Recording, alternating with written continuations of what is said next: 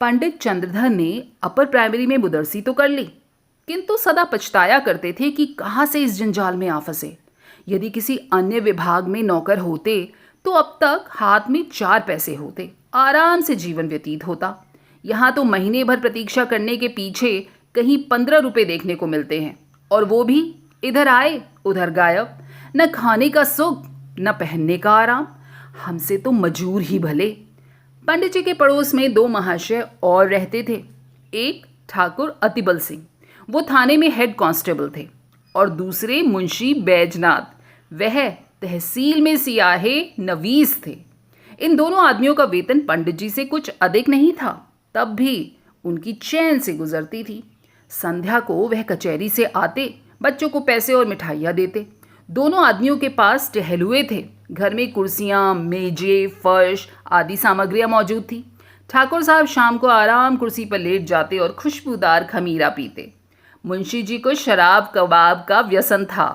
अपने सुसज्जित कमरे में बैठकर बोतल की बोतल साफ कर देते। जब कुछ नशा होता तो हारमोनियम बजाते। सारे मोहल्ले में रौब दाब था। उन दोनों महाशयों को आता देखकर बनिए उठकर सलाम करते। उनके लिए बाजार में अलग भाव थे। 4 सेर की चीज टके में लाते। लकड़ी ईंधन सब मुफ्त में मिलता। पंडित जी उनके इस ठाट बाट को देखकर कुड़ते और अपने भाग्य को कोसते।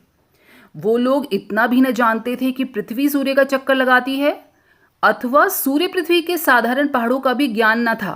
तिस पर भी ईश्वर ने उन्हें इतनी प्रभुता दे रखी है। यह लोग पंडित जी पर बड़ी कृपा रखते थे। कभी सेर आध सेर दूध भेज देते और कभी थोड़ी सी तरकारियाँ, किंतु इसके बदले में पंडित जी को ठाकुर साहब के 2 और मुंशी जी के 3 लड़कों की निगरानी करनी पड़ती थी। ठाकुर साहब कहते, पंडित जी यह लड़के हर घड़ी खेला करते हैं, ज़रा इनकी खबर लेते रहिए। तो मुंशी जी कहते, ये लड़के आवारा हुए जाते हैं, ज़रा इनका ख्याल रखिए। ये बातें बड़ी अनुग्रहपूर्ण रीति से कही जाती थी, मानो पंडित जी उनके गुलाम हैं। पंडित जी को वह व्यवहार असहनीय लगता, किंतु इन लोगों को नाराज करने का साहस वो न कर पाते। उनकी बदौलत आखिर कभी कभी दूध दही के दर्शन हो जाते तो कभी अचार चटनी चख लेते। केवल इतना ही नहीं, बाजार से चीज़ें भी सस्ती लाते, इसीलिए बेचारे इस अनीति का विष घूंट पीते रहते। इस दुर्व्यवस्था से निकलने के लिए उन्होंने बड़े यत्न किए, प्रार्थना पत्र लिखे, अफसरों की खुशामदें की, पर आशा पूरी न हुई और अंत में हार कर बैठ गए। हाँ, इतना था कि अपने काम में कोई त्रुटि नहीं होने देते, ठीक समय पर काम करते, मन लगाकर बच्चों को पढ़ाते। इससे उनके अफसर खुश थे। साल में कुछ इनाम देते और वेतन वृद्धि का जब भी अवसर आता उनका ख्याल रखा जाता विशेष। परंतु इस विभाग की वेतन वृद्धि ऊसर की खेती है, बड़े भाग्य से हाथ लगती है। बस्ती के लोग उनसे संतुष्ट थे। लड़कों की संख्या बढ़ रही थी। पाठशाला के लड़के तो उन पर जान देते थे। कोई उनके घर आकर पानी भर देता तो कोई बकरी के लिए पत्ती तोड़ लाता। पंडित जी इसी को बहुत समझते। एक बार सावन के महीने में मुंशी बैजनाथ और ठाकुर अतिबल सिंह ने अयोध्या जाने की सलाह दी। दूर की यात्रा थी। हफ्तों पहले तैयारियां होने लगी। बरसात के दिन सपरिवार जाने में अड़चन, किंतु स्त्रियां किसी भांति मानती न थी। अंत में विवश होकर दोनों महाशयों ने एक एक सप्ताह की छुट्टी ली और अयोध्या जी चल पड़े। पंडित जी को भी साथ चलने के लिए बाध्य किया। मेले ठेले में एक फालतू आदमी से बड़े काम निकलते हैं। पंडित जी असमंजस में पड़े, किंतु जब उन लोगों ने उनका व्यय देना स्वीकार कर लिया तो इनकार भी न कर सके। अयोध्या की यात्रा का ऐसा सुअवसर पाकर पंडित खुद को न रोक सके। बिल्हौर से 1 बजे की गाड़ी छूटती थी। ये लोग खा पीकर स्टेशन पर आ बैठे। जिस समय गाड़ी आई, चारों ओर भगदड़ सी मच गई। हजारों यात्री जा रहे थे। उस उतावली में मुंशी जी तो पहले निकल गए और पंडित जी और ठाकुर साहब साथ रह गए। एक कमरे में बैठे। इस आफत में कौन किसका रास्ता देखता है। गाड़ियों में जगह की बड़ी कमी थी, परंतु जिस कमरे में ठाकुर साहब थे उसमें केवल 4 मनुष्य थे और सारे के सारे लेटे हुए थे। ठाकुर साहब चाहते थे कि अगर वे उठ जाएं तो जगह निकल आए। उन्होंने एक मनुष्य से डांट कर कहा, उठो बैठो, देखते नहीं हो हम लोग खड़े हैं। मुसाफिर लेटे लेटे बोला, क्यों उठे बैठे जी, कुछ तुम्हारे बैठने का ठेका लिया है क्या हमने? ठाकुर, क्या हमने किराया नहीं दिया है? मुसाफिर बोला, जिसे किराया दिया होगा उसे जाकर जगह मांग लो। ठाकुर, जरा होश की बात करो, इस डब्बे में 10 यात्रियों की आज्ञा है। इस पर मुसाफिर बोला, यह थाना नहीं है, जरा जुबान संभाल कर बात कीजिए। ठाकुर, तुम कौन हो जी? मुसाफिर, हम वही हैं जिसे आपने खुफिया फरोशी का अपराध लगाया था और जिसके द्वार से आप 25 रुपए लेकर टले थे। ठाकुर: अच्छा, पहचाना, परंतु मैंने तो तुम्हारे साथ रियायत की थी। चालान कर देता तो तुम सजा पा जाते। मुसाफिर: तो मैंने भी तो तुम्हारे साथ रियायत की है, गाड़ी में खड़ा रहने दिया। अगर ढकेल देता तो तुम नीचे चले जाते और तुम्हारी हड्डी पसली का पता भी ना लगता। इतने में दूसरा लेटा हुआ यात्री जोर जोर से ठट्ठा मारकर हंसा और बोला: क्यों दरोगा जी, मुझे क्यों नहीं उठाते? ठाकुर साहब क्रोध से लाल हो रहे थे। सोचते थे अगर थाने में होता तो इनकी जुबान खींच लेता, पर इस समय बुरे फंसे थे। वो बलवान मनुष्य थे, पर यह दोनों मनुष्य उनके सामने हट्टे कट्टे पड़ते थे। ठाकुर: संदूक नीचे रख दो तो थोड़ी जगह बन जाए, दूसरे मुसाफिर से बोले। तो दूसरा मुसाफिर बोला: आप ही क्यों ना नीचे बैठ जाएं? कौन सी हेटी हुई जाती है आपकी? ये थाना थोड़ी ही है जो आपके रोब में थोड़ा फर्क पड़ जाएगा। ठाकुर साहब ने उसकी और भी ध्यान से देखकर पूछा: क्या तुम्हें भी मुझसे कोई बैर है? जी हाँ, मैं तो आपके खून का प्यासा हूं। दूसरा मुसाफिर बोला: अरे मैंने तुम्हारा क्या बिगाड़ा है? तुम्हारी तो मैंने सूरत भी नहीं देखी। इस पर वो मुसाफिर बोला: आपने मेरी सूरत नहीं देखी होगी, मैंने तो देखी है। आपने मुझे कल भीड़ में डंडे लगाए थे, मैं तो चुपचाप तमाशा देख रहा था। आपने आकर मेरा कचूमर निकाल दिया, मैं चुप रह गया, पर वो घाव दिल पर लगा हुआ है। आज मुझे उसकी दवा मिलेगी। ये कहकर उसने अपने पांव और भी फैला दी और क्रोधपूर्ण नेत्रों से देखने लगा। पंडित जी अब तक चुप खड़े थे, डरते थे कि कहीं मारपीट ना हो जाए। अवसर पाकर ठाकुर साहब को समझाया। जो ही स्टेशन आया, ठाकुर साहब ने बाल बच्चों को वहां से निकालकर दूसरे कमरे में बैठाया। इन दोनों दुष्टों ने उनका असबाब उठा उठाकर जमीन पर फेंक दिया। जब ठाकुर साहब गाड़ी से उतरने लगे तो उन्होंने ऐसा धक्का दिया बेचारों को कि वे प्लेटफॉर्म पर गिर पड़े। गार्ड से कहने दौड़े थे कि इंजन ने सीटी बजा दी। चुपचाप जाकर गाड़ी में बैठ गए। उधर मुंशी बैजनाथ की तो और भी बुरी दशा थी।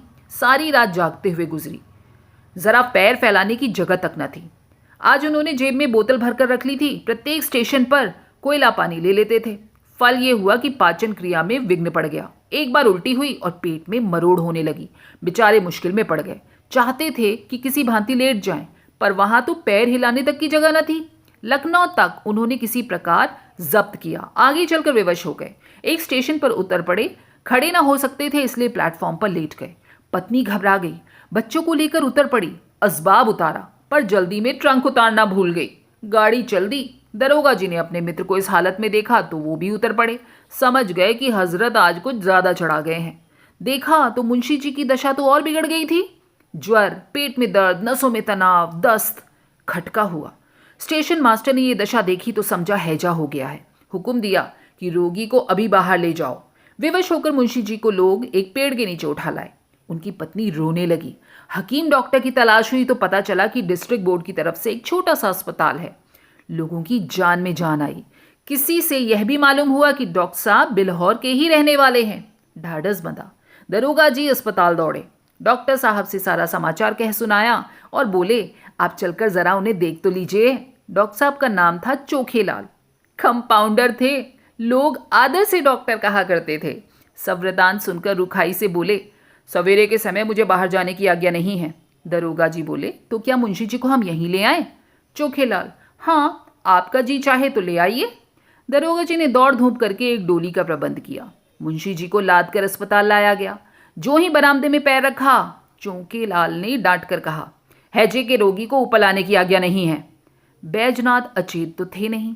आवाज सुनी, पहचान गए। धीरे से बोले, अरे ये तो बिल्हौर के ही हैं। भला सा नाम है, तहसील में आया जाया करते हैं। क्यों महाशय, मुझे पहचानते हैं? चोखेलाल, जी हाँ, खूब पहचानता हूँ। बैजनाथ, पहचान कर भी इतनी निठुरता? मेरी जान निकल रही है, जरा देखिए तो मुझे क्या हो रहा है। चोखेलाल, हाँ भाई, सब करा दूंगा, ये मेरा काम है। फीस? दरोगा जी, अस्पताल में कैसी फीस जनाब? चोखेलाल, वैसी ही जैसे इन मुंशी जी ने वसूल की थी, जनाब अमन। दरोगा, आप क्या कहते हैं, समझ में नहीं आ रहा। चोखेलाल, मेरा घर बिल्हौर में है। साल में 2 बार उसकी देखभाल के लिए जाना पड़ता है। जब तहसील में लगान दाखिल करने जाता हूं तो मुंशी जी डांट कर अपना हक वसूलते हैं। ना दूं तो शाम तक खड़ा रहना पड़े, स्याहा ना हो। फिर जनाब, कभी गाड़ी नाव पर और कभी नाव गाड़ी पर। मेरी फीस निकालिए 10 रुपये, वरना अपना रास्ता देखिए।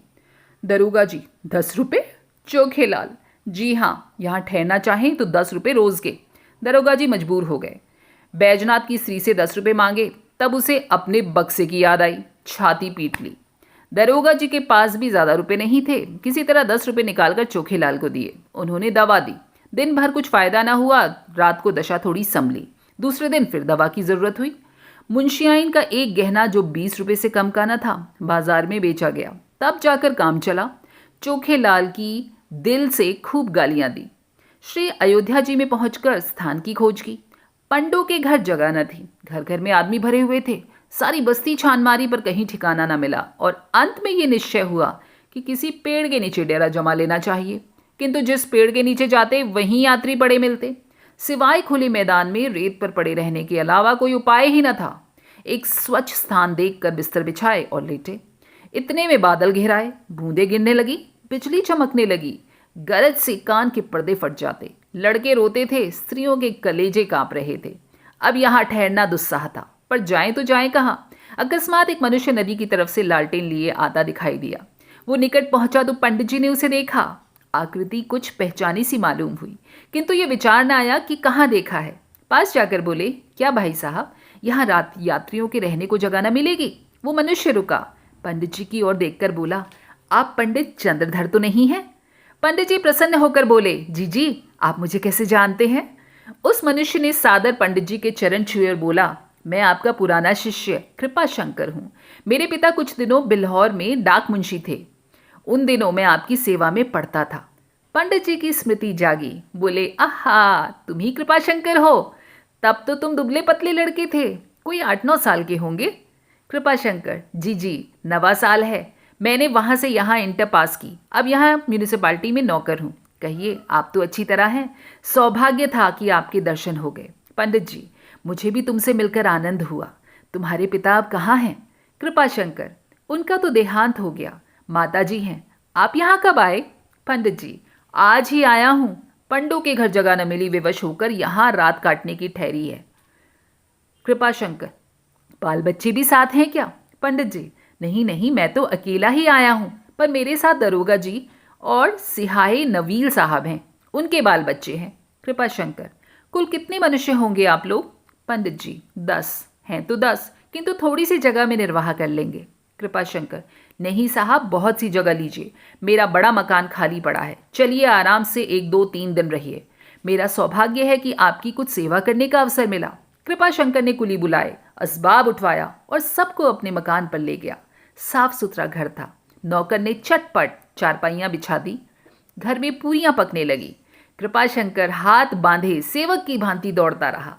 हृदयोल्लास से उसका मुख कमल की तरह चमक रहा था। उसकी विनय और नम्रता से सबको मुग्ध कर लिया और सब लोग तो खा पी कर सोए, किंतु पंडित चंद्रधर की नींद नहीं आई। उनकी विचार शक्ति इस घटनाओं का उल्लेख कर रही थी। रेलगाड़ी की रगड़ झगड़ और चिकित्सालय की नोच खसोट के सम्मुख कृपाशंकर की सहृदयता और शालीनता प्रकाश में दिखाई दी। पंडित जी ने आज शिक्षक का गौरव समझा। उन्हें आज इस पद की महानता का ज्ञान हुआ। ये लोग 3 दिन अयोध्या रहे, किसी बात का कष्ट न हुआ। कृपाशंकर ने उनको धाम के दर्शन कराए। तीसरे दिन जब लोग चलने लगे तो वह स्टेशन तक पहुंचाने आया। जब गाड़ी ने सीटी दी तो उसने सजल नेत्रों से पंडित जी के चरण छुए और बोला, कभी कभी इस सेवक को याद करते रहिएगा। पंडित जी घर पहुंचे तो उनके स्वभाव में बड़ा परिवर्तन हो गया था। उन्होंने फिर किसी दूसरे विभाग में जाने की चेष्टा नहीं की। दोस्तों, कैसी लगी आपको ये कहानी? उम्मीद है पसंद आई होगी। कमेंट करके बताइएगा और अगर पसंद आई हो तो लाइक, शेयर और सब्सक्राइब करना बिल्कुल मत भूलिएगा। फिर मिलेंगे अगले वीडियो में एक ऐसी ही खूबसूरत, दिल छू जाने वाली कहानियों के साथ। तब तक स्वस्थ रहिए, मस्त रहिए। नमस्कार।